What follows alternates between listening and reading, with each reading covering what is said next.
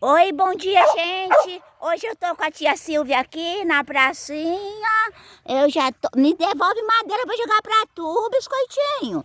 Ah, pega essa mulher. Ai, não deixa. Ó, tem ali de Titônia, mão livete, pinguim de gente. Estamos aqui, né, tia? Estamos aqui. Hoje eu vou sair na página policial, mão. Não sei, Dete, vai ter que fazer muito por hoje, né? Tu não faz muito por hoje que eu sei, ó. Vai lá pro seu pai, saiu sem biquíni, tá exposta ao ridículo. Vai sair na página policial por assédio. Assédio o quê? Aos olhos dos machos da pracinha.